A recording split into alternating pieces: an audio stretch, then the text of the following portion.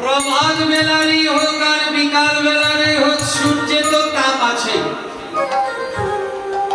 তাহলে সূর্য তাপ দেয় আর আমার গৌর হরি ত্রিতাপ জ্বালা হরণ করে তাপ নেই। তো যে তাপ দেয় আর যে তাপ নেই তার সাথে কি তুলনা হয়? আরে জানিস, সূর্য সকালবেলা উঠে সন্ধ্যাবেলা অস্তা চলে যায়, এই তো দিন রাত্রি হয়। কিন্তু আমার গৌর হরি কি এমন যে এখন উঠে আর একটু পরে অস্ত হয়ে যায়? সূর্য সকালবেলা উদিত হয় আর বিকালবেলা অস্ত যায়। আর আমার গৌর সূর্য যার হৃদয় আকাশে উদিত হয়, ওই জন্মের মতো উদয় হয় গো,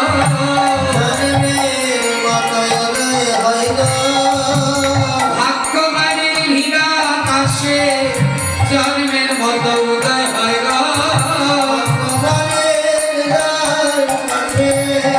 বলে উদয় হলে অস্ত যায় না, উদয় হলে অস্ত যায় না, উদয় হলে অস্ত যায় না।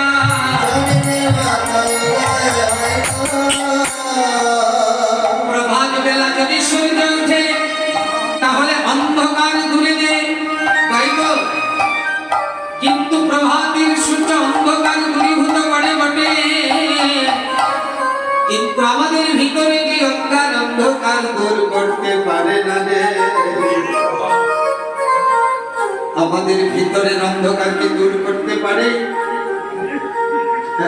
আর আমার গৌর সূর্য যদি একবার উঠে তার ভিতর বাহির আলো করে, হৃদাকাশে উদয় হয়ে ভিতর বাহির আলো করে। অন্ধকার থাকে না, অন্ধকার থাকে না।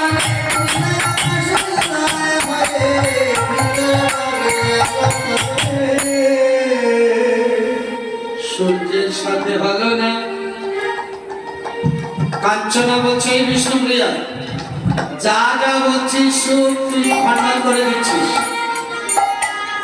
আমি যতবার বলছি তুই খণ্ডন করে দিচ্ছিস, যতবার বলছি ততবারই হেরে যাচ্ছে। তোমার গোরা রূপে যাই বলি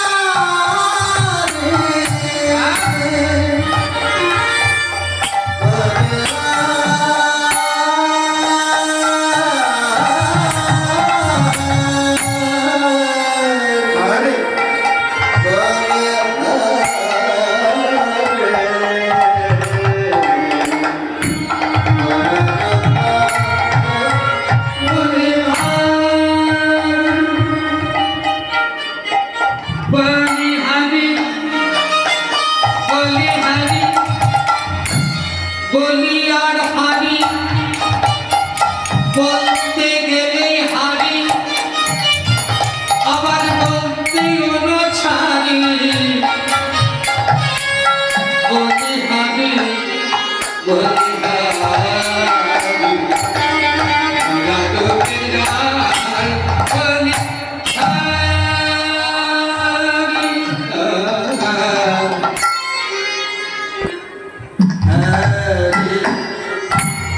হরি শোধা কর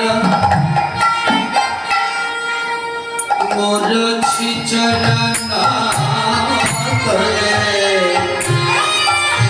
হরি শোধা কর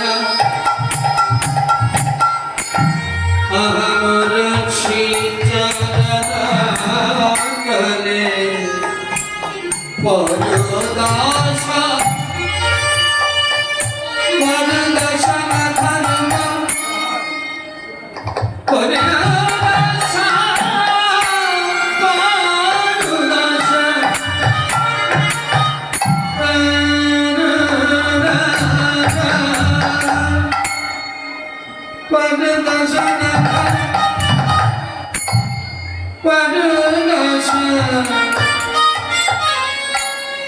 দর্শন খরব পরু দর্শন খরব আমার রাধে জয় গরিব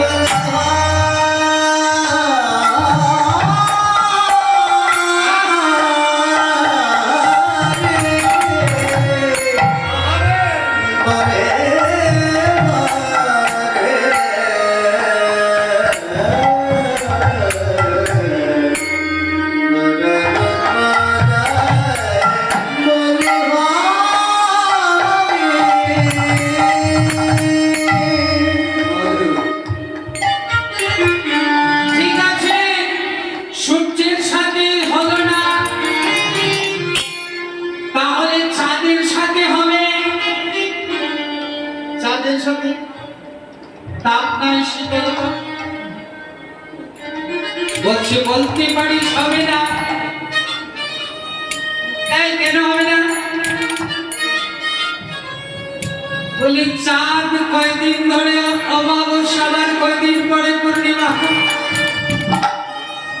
চাঁদের কি ঠিক আছে কয়দিন দেখা যায় কয়দিন দেখা যায় না শুক্লাপক্ষ কৃষ্ণপক্ষ চাঁদের অমাবস্যা পূর্ণিমা আছে আমার গৌর চাঁদের কি অমাবস্যা পূর্ণিমা আছে চাঁদ এতদিন ভক্তি নামে একা তাই অহংকার বাবা চাঁদ এতদিন ভক্তি নামে একা সমস্ত জগৎ আলো করে দেয় মনে মনে অহংকার ছিল আজ ওই আকাশের চাঁদ ওই ফাল্গুন পূর্ণিমা তিথিতে যখন নবদ্বীপের মাটির দিকে তাকালে দেখে নবদ্বীপে সচি রাত্রি নয় আরেকটি চলে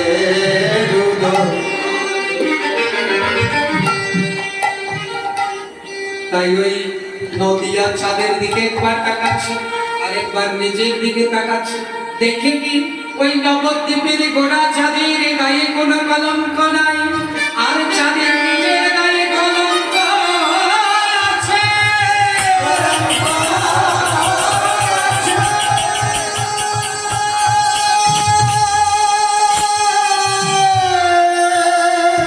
ওই যে চাঁদের গায়ে কালো কালো দাগ বলা হয় চাঁদের কলঙ্ক তাই চাঁদ দেখছে আমার নিজের গায়ে কলঙ্ক আছে নবদ্বীপের যে গৌর চাঁদ উদয় হয়েছে তার গায়ে তো কোনো কলঙ্ক নাই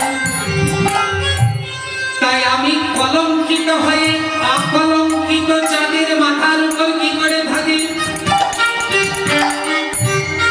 এই যে বাবা মহাপ্রভুর যেদিন আবির্ভাব হয়েছিল সেই দিনটা কি ছিল কি তিথি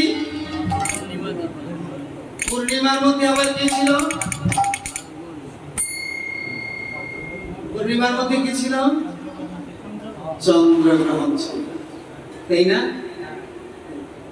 চন্দ্রগ্রহণ ছিল মহাজন বলছে না না গ্রহণ না আরে কি আমরা সবাই জানি চন্দ্রগ্রহণ ছিল মা যে বলছি না, এটা একটা ছলনা গ্রহণী।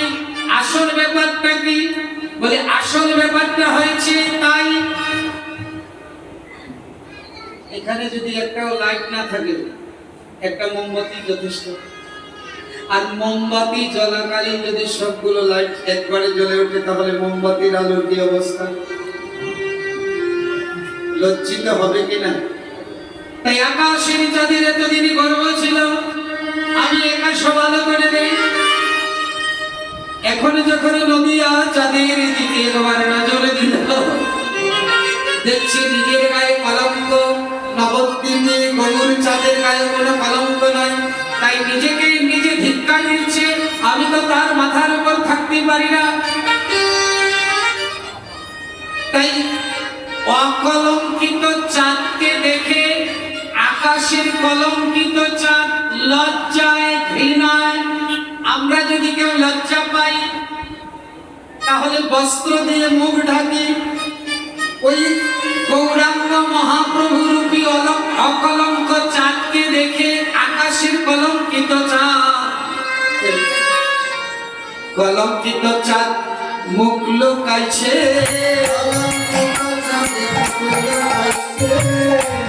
অকলঙ্কিত চাঁদকে দেখে কলঙ্কিত চাঁদ মুখ লুকাইছে, অকলঙ্কিত চাঁদকে দেখে কলঙ্কিত চাঁদ।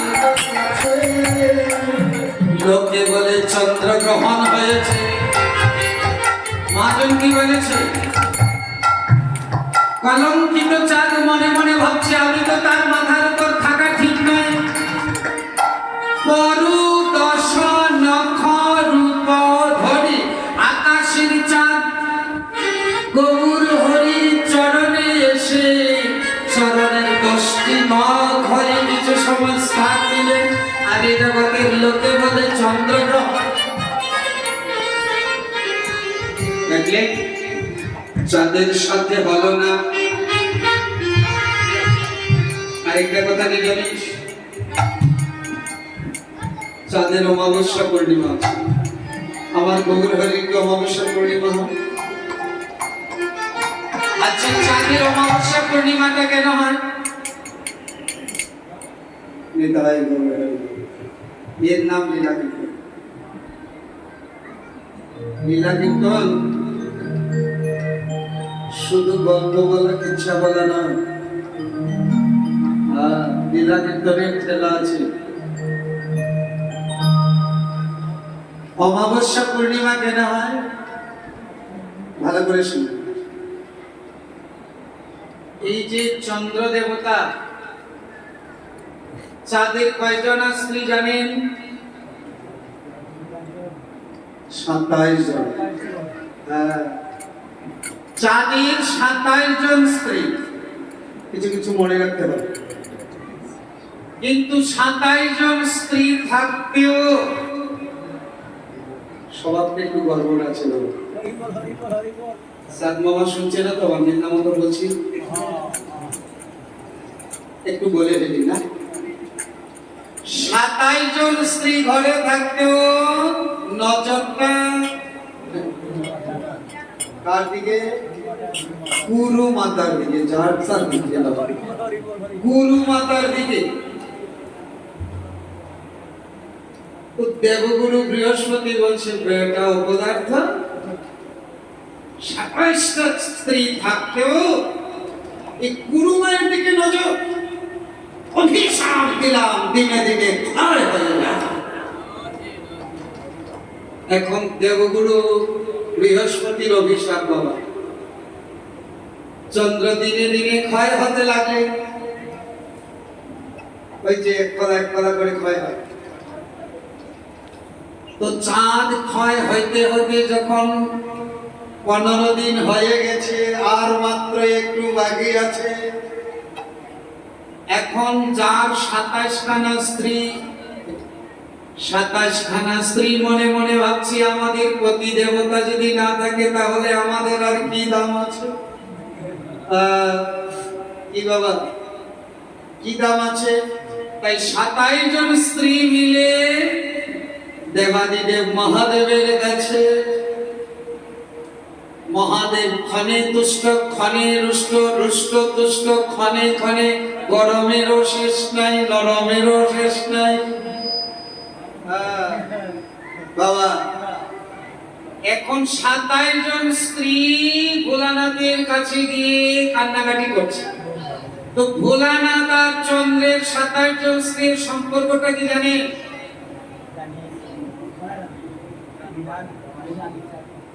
কি সম্পর্ক?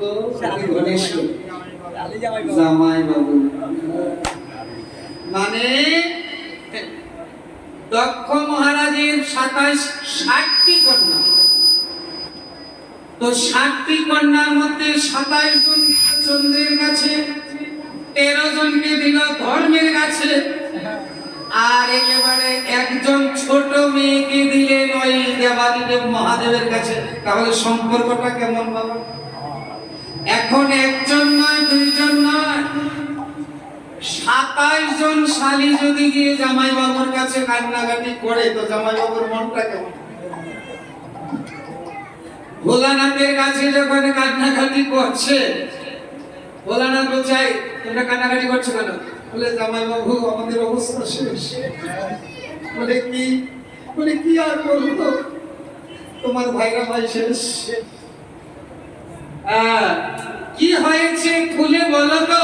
বলে গুরুদেবের অভিশাপ, দিনে দিনে ক্ষয় হয়ে যাবে, তাই ক্ষয় রোগ হয়েছে, আর বেশি বাকি নাই, আর একদিন গেলে শেষ।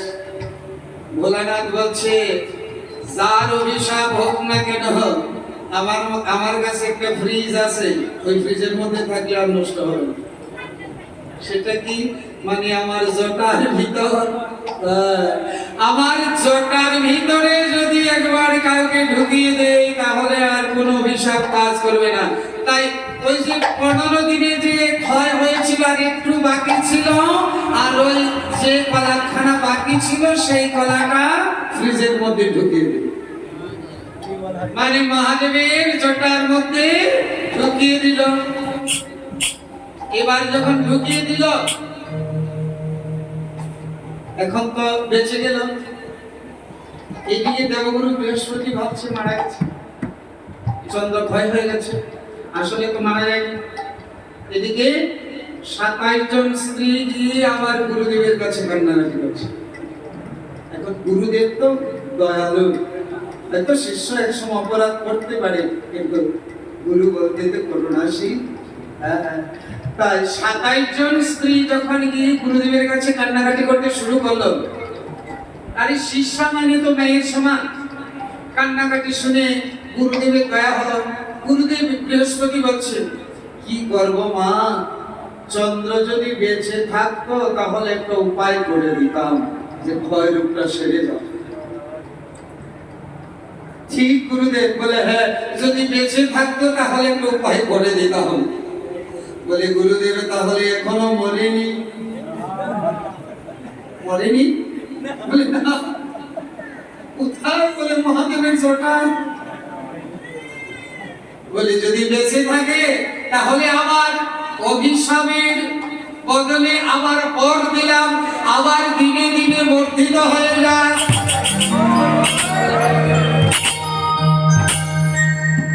তাহলে দেখুন, 15 দিনে ক্ষয় হলো, আবার 15 দিনে বেড়ে গেল। কিন্তু একটা আশ্চর্য, ওই মহাদেবের জটাতে যে এক কলা চন্দ্র ছিল, এইটা নিয়ে আর ওইটার সাথে যুক্ত হলো না। ওই মহাদেবের মাথায় এক কলা রয়ে গেল।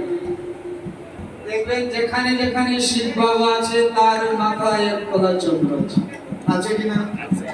ওই যে এক কলা চন্দ্র রয়ে গেল। আসলে চাঁদ হয়েছে 16 কলার চাঁদ, কিন্তু আমরা আকাশে যে চাঁদ দেখি, সেই চাঁদ কি 16 কলা? 15 কলা। তো আরেক কলা গেল কোথায়? বলে শিবের মাথা। একদম লীলা, একদম। তাই